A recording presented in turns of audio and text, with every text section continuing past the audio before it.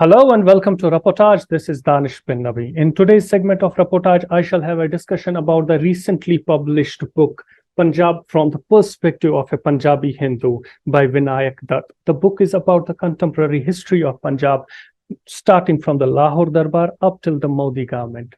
I have with me the author, Mr. Dutt. Mr. Dutt, you have talked in great detail about the foundation of Shiromani Akali Dal, about their politics in Punjab. How important are Akalis for the Punjab's polity and especially the religious cohesion that's between Sikhs and the Hindus in the state of Punjab? See, I firmly believe that regional parties are very important to keep the essence of the democracy alive in India. So, Akali Dal is no different from that. We need a regional party who is conscious about the subnationalism of the Punjabis and the rights and everything, the constitution that has provided to the Indian citizens, and a regional party fighting for those rights and for those all those things that are there enshrined in the constitution. So I believe that Akali Dal is very important. But do they believe on the religious cohesion between Sikhs and the Hindus as far as Punjab is concerned? See, we have to see the history of Akali Dal for that, right? So Akali Dal always has swung between the hardliners and the so-called the liberal Akalis. As far as Prakash Singh Badal is concerned, he, along with many others, like Sant Fateh Singh, they were of a liberal attitude.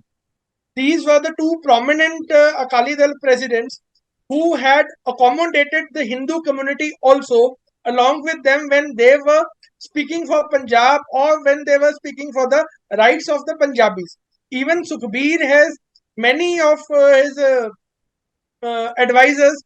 He consider Hindus their opinions while speaking for Punjab and Akali issues. You have also talked in a great detail about the Anandpur resolution in your book. If we loosely translate, or if we closely observe about that chapter, it goes on to say that they need an independent Punjab, which you have not mentioned. But what you say is they do not seek an independent Punjab. Explain to the viewers, was it about an independent Punjab and autonomous Punjab? What actually the Anandpur resolution was? See, the Punjab that I have talked about in my book is the Punjab of the Maharaja Ranjit Singh's empire that starts from Multan in modern day Pakistan and goes till Dharamshala, right, which is in Himachal. That starts from Attock, which is there at the bank of Indus and touches the boundaries of Delhi. So the chapter Anandpur resolution is talking about the change or the shift that has come in the Punjab politics in late 60s and in early 70s when this Punjab got reorganized, right? So it talks about a kind of I would say more independent, more autonomous and a more federal structure. Even in today's Indian politics, Anandpur resolution is very much relevant, as I believe that the central government, which is there at the center, the Modi government, it is far more unionist, it is far more centralist, the power structure is far more centralized, and I believe the states should have got more rights on their resources, on their finances, on their education, on their lands, on their agriculture, and they should get more say while deciding the policies and implementing them in all Indian states. But why Right? do Even if but we talk about Tamilians, even if we talk about Kannadigas, they have become more vociferous in recent times, and Anandpur resolution also talks about the same with but respect to Punjab. But why do Akalis have failed in these subsequent years? Because the resolution was adopted way back in 1973. And then you also mention in your book that in subsequent years, Akalis completely failed to adopt the resolution. See, first of all, I am not a spokesperson of Akali Dal. I've just presented my view, and I believe many of the demands that were mentioned in the Anandpur resolution have been met by the successive governments. For example, the live telecast of Gurbani, that was one of the demands that was met by. Then a stock exchange at Ludhiana, no, in some cities of Punjab, that was met. Although these stock exchange, which was set up in Kanpur, in Ahmedabad, they could not survive, and eventually they had to be merged with the two prominent stock exchanges that were there. As far as the right for the finance commissions and more rights on India's on defense and all those things, this negotiations have still been going on between the state governments and the central governments. Just a journalistic observation. There is a chapter, The Troubled Years, which talks about 1984 to 1993. Complete that history of all those years has been given. But there is very less or no mention of the Sikh massacre that took place following the Indira Gandhi's assassination in Delhi. Why so? You have to be a bit louder. Sorry, I couldn't get you. Okay. Let me again ask you this question. You have talked in great detail from 1984 to 1993, the troubled years, which has been mentioned in your book. But there is less or no mention about the Sikh massacre that happened following the assassination of Indira Gandhi in Delhi. Why so? Why there is no or less mention about that thing? No, I have mentioned about it that, see, around 100 books have been written about the Operation Blue Star. There was nothing available. Uh, I never had any new anything to tell about that thing, right? So I just used it as a reference, and there were other incidents that did not get any mention in any of the chronicles. So I felt that people who are their stories are also need to be told, right? So I mentioned about those incidents. Same logic goes for the KPS Gill thing, because Gill is considered to be an villain in Punjab because of the encounters that take place. But again, as I said, there is again less or no mention of KPS Gill, what he has done to Punjab, about the So I have human rights mentioned about violation. KPS Gill. See, Yes, I have mentioned about there is KPS a Gill. I mention. have mentioned about Behan Exactly. Singh also.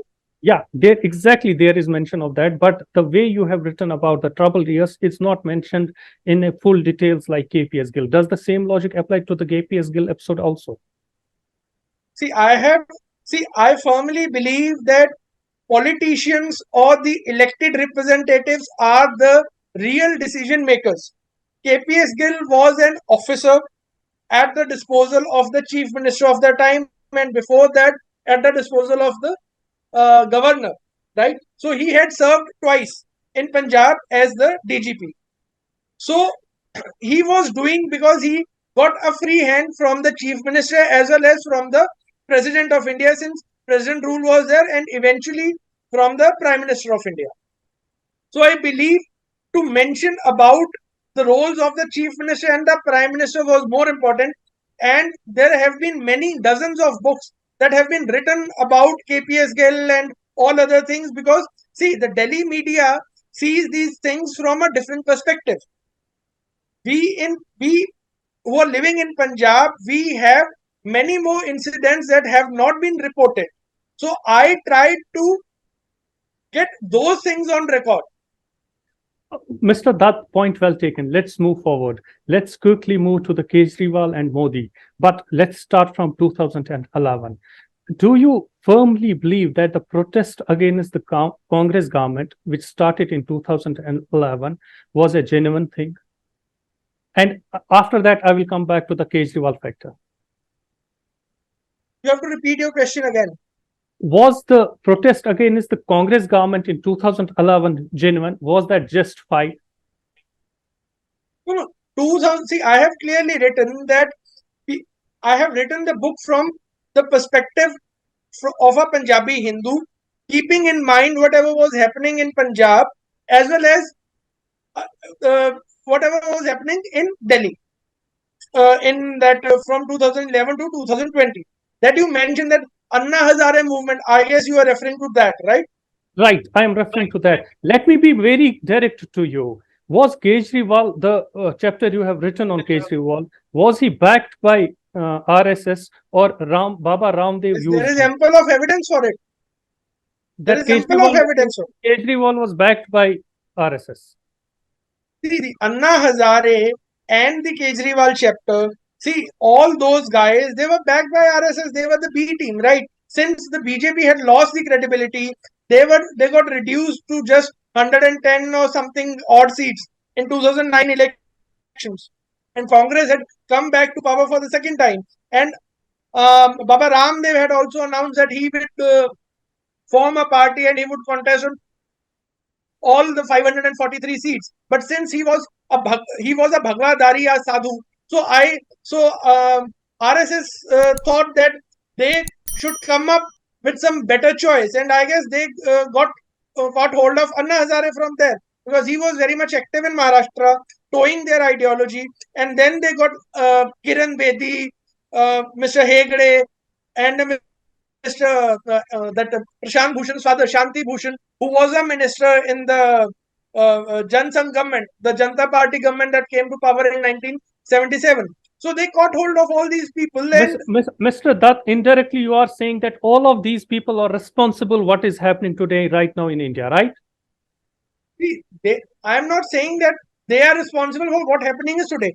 I am saying that they laid a foundation stone of a mobocracy, right? A mob And they culture. knew it, they were backed by the RSS people. And they were backed by the RSS people. There is ample of evidence for it. Who was supplying langar? Who was funding when they were sitting at Ramlila Maidan? Who was giving, the monetary support as well as the other logistical supports to them? You have also mentioned that Punjabis, especially the NRIs, they clearly helped the Kejriwal, but at the end they are feeling let down by the Kejriwal. How do now Punjabis view the AAP and Kejriwal? See, AAP never had a vision or a plan for Punjab. They they rode on a mobocracy, right? What we call it, on a mob culture.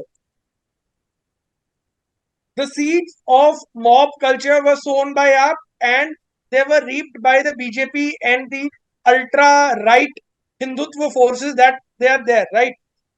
After Modi came to power, we could see what mob culture could have done in form of lynching, in form of doing atrocities against the Dalits and against the minorities. So we have seen that. So Kejriwal built up this Frankenstein monster in a way, right? So he had no vision for Punjab. Punjab today has a debt of around 3.5 lakh crore, and by the time the Kejriwal government would leave in 2027, the debt would be around 5 lakh crores. They inherited a government that had a debt of around 2.5 lakh crores. So, in their 5 years, they will double the debt that the previous governments had accumulated in last 40 years. What they are doing in Punjab is a governance of a freebies, 300 units of free power. You are running your AC. If you are earning 50,000 or 60,000 a month, you are running your AC, all your luxuries for free, right? They have no policy how to improve Punjab's finances.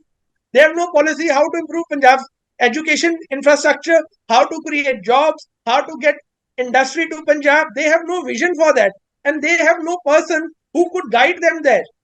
Mr. Dutt, you have mentioned about two interviews you had with Kejriwal. The first one, you say he was authentic, he answered your questions, he did everything good. But the second interview that I want to ask you about, you were thrown out of a train. Kindly explain to the viewers what actually happened during that second interview.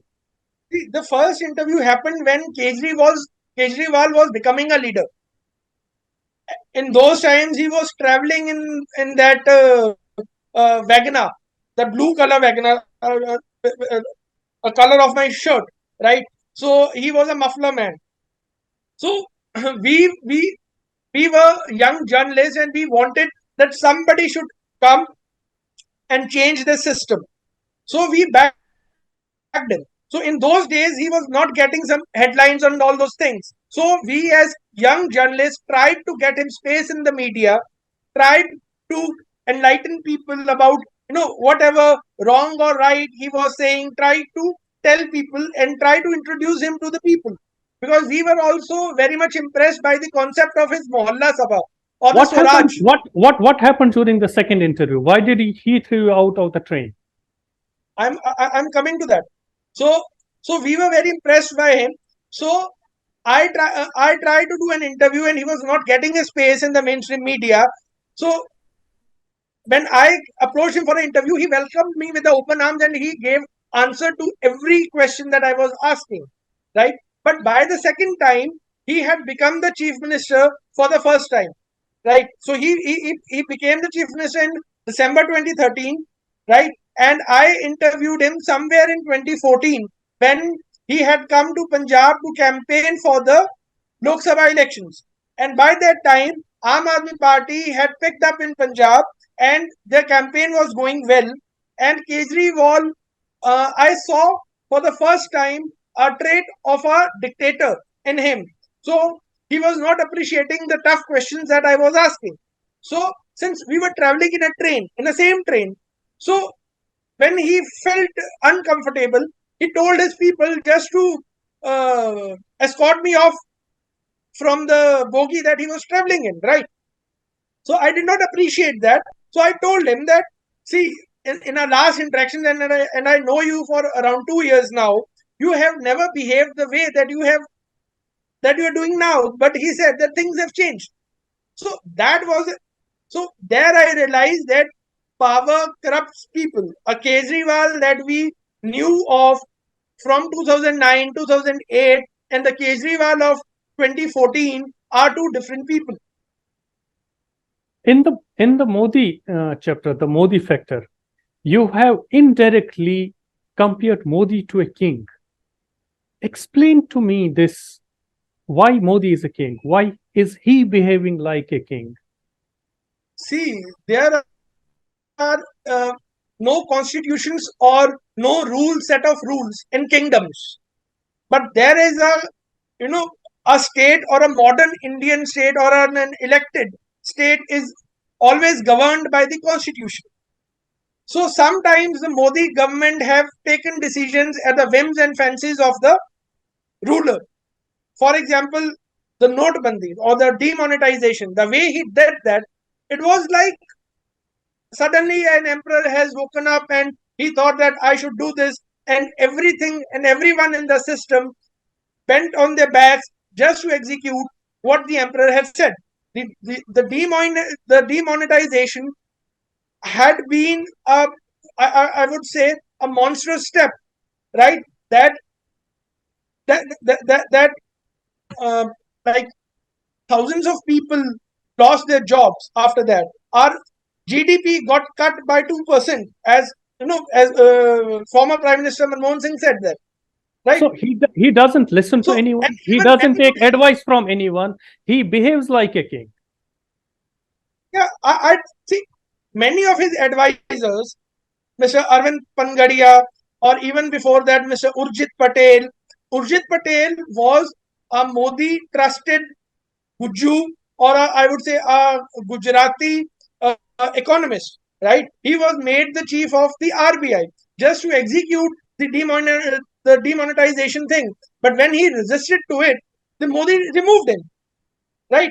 So I believe that even after that, the way the union government removed, overturned these state governments in a way. So I do not believe that this is relevant or this should be appreciated in a democratic setup. So even Mrs. Indira Gandhi did some of these things, but she did not go to the extent that Modi has gone. So I firmly believe that Mr. Modi has trait of a Badshah, or we can say of an emperor, more than a democratic prime minister. Mr. Dutt, you have also detailed in your book and talked in a great detail about the Muslim emperors and the Hindu kings. You have written that it was not only the Muslim emperors who desecrated the temples, but Hindu kings too. Explain this to the viewers. What actually do you mean by Hindu kings, Muslim emperors, and the temple desecrations? See, uh, Muslim invaders discrediting the Hindu temples is a narrative that I guess that got more relevance or got more headlight during this Ram Janmabhoomi Andolan. Whereas the fact of the matter is that it was Narasimha Deva Varman I, the Chola king of I guess of 8th century, that invaded and destroyed a temple. Even after that, then Pandyas invaded Cholas and then they destroyed their temples. Attacking a king, attacking a kingdom, and then destroying their temple or their deities was part of the medieval culture, was part of the, a kind of a war strategist just to, in a way, demolish the confidence of those people who have been won, right? So, but sadly, our historians, the right-wing historians, distorted it to the other way around, right? So there are Putting completely blame on the Muslim emperors. So that's what I'm saying. No, when a far right wing ideology is ruling the country as well as the academics of it, so they would twist the facts to their advantage. So that is what has been done. On record, I could see there are around 80 temples that got demolished in the last 1,000 years by Hindus as well as by the Muslim emperors, right? But Only 80 temples only 80 temples are there in on record last that I could 1,000 years. find. Last 1,000 years from the records that I could get, right? In the entire South Asia, last 1,000 years, only 80 temples have been destroyed. Yes. So that is there on record because British chroniclers and the British historians also made a record of it. Then Romila Thapar, Irfan Habib also made a record of it. And then Mr. Muhammad, who is a bit of a right-wing historian, also gave a record of it. So their figures more or less gave a figure of around 80 or 85 odd temples. But these propagandists blown it out of proportion and took it to 800 or 1,000 or we can say the WhatsApp or the Hindu hardliner saints take it to few thousands, right? So the point is that even today, the propaganda is taking a more space than an informed or a factual records. So I made a point to mention these things in my book because I believe that Punjabi Hindu is far more liberal and thinks differently than rest of the Hindus that live in the Hindi heartland. I can relate with the Hindus of chameleons because they also subscribe to a far more liberal or a distinctive Hindu ideology that they have. Yeah. You have also mentioned in the chapters that Punjabis initially supported Modi, but it all went down after he enacted the three farm laws. Where do Punjabis stand in 2023 to 24?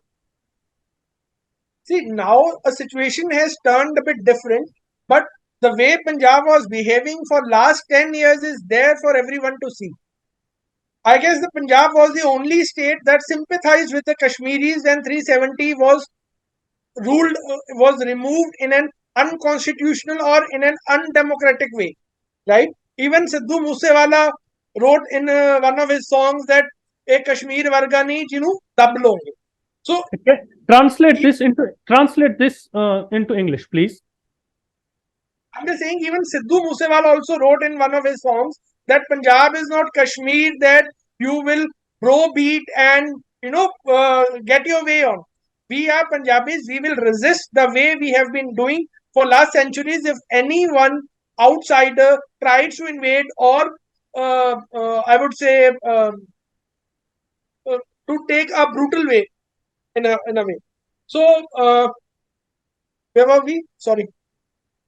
You were talking about the Punjabis in 2023 and 24.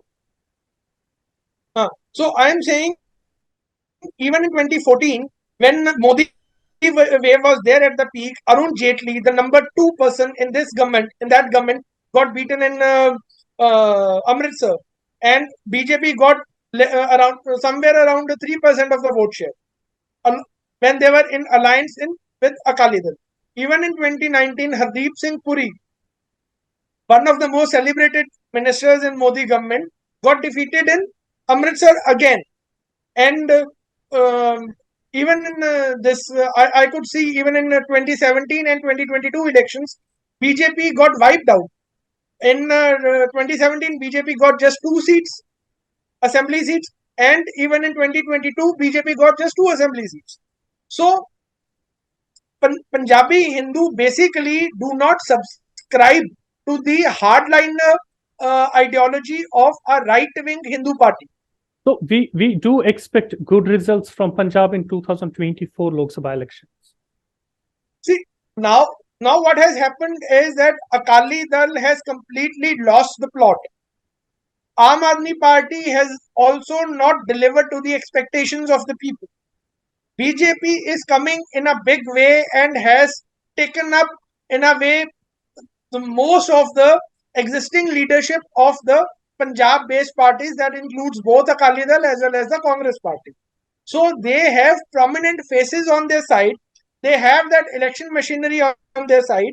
But I cannot see the groundswell support for the BJP to convert this support to votes. I guess even in 2022 elections, Modi could not address a rally because people had boycotted it, and he had to go back from the rally venue without addressing it. At that time, when his popularity was at his peak, right? Punjab was the only state that could have given an answer to the Prime Minister in a way. Yeah. Mr. Dutt, I am terribly running out of time, and we do hope we see a change in 2024. Thank you for talking to me. Please subscribe to our channel Reportage and press the bell icon to remain updated.